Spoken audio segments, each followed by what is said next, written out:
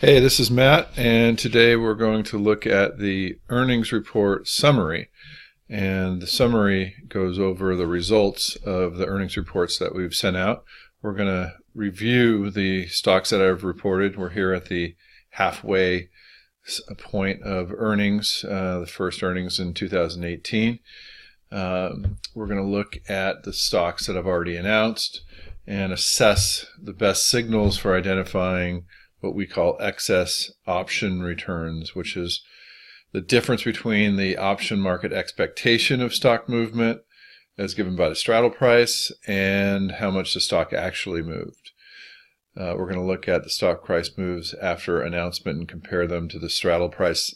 The straddle price, by the way, is importantly adjusted. So you'll have straddle prices out there throughout earnings, and you'll have various days due to expiration. So you're going to need to what we call adjust the option straddles. We isolate the earnings announcement by taking out the non-earnings premium, and we do this by adjusting the straddle by calculating an expected kind of post-earnings premium and subtracting that from the option straddle. The post-earnings premium is calculated by creating a kind of expected distribution of likely earnings moves and estimating the premium left. Once you get that distribution, that means, price movement and probability. You're able to then calculate what the remaining premium might be in a particular stock. Of course, the implied volatility will fall, so you have to take that into account as well. So so that's how we get the adjusted straddle price here. That is today's straddle price less the premium.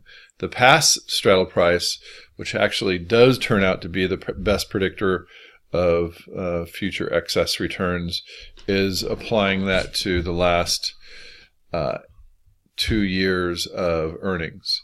So, for example, AAL reported earnings on 125 before they open. So the straddle price was observed near the close on 124 and adjusted to remove the non-earnings premium down to 256. So the straddle was higher.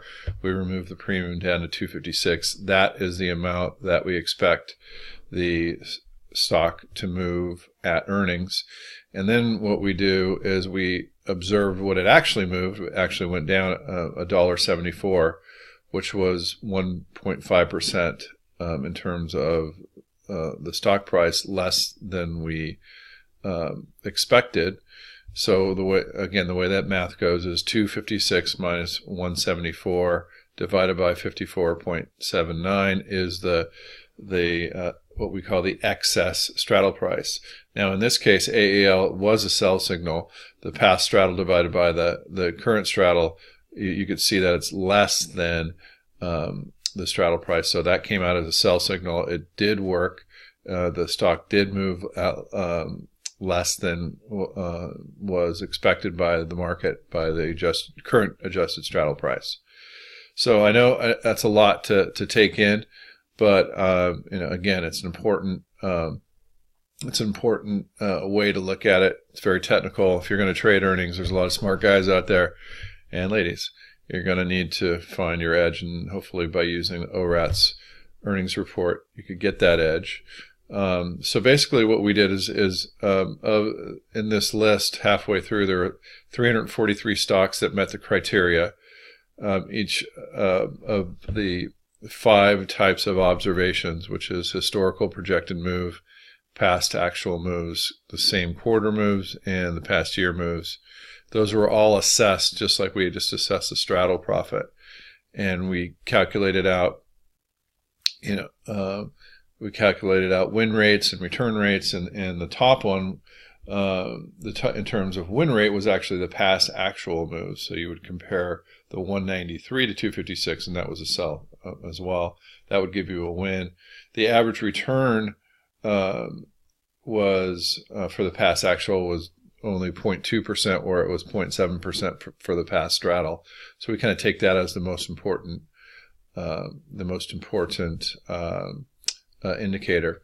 And one of the things that we do at ORATS is we kind of combine these and throw in some more sophisticated indicators in order to come up with a ORATS projected earnings move, and that win rate was high. It was 66% of the time that won, as opposed to the highest PAX actual, which was 58%. And the return average was 1.8%. So what you want to do is, if you go to blog.orats.com and look for the earnings summary, and you'll see links there to download the report, and you'll also see ways to subscribe. So thanks for listening. Bye.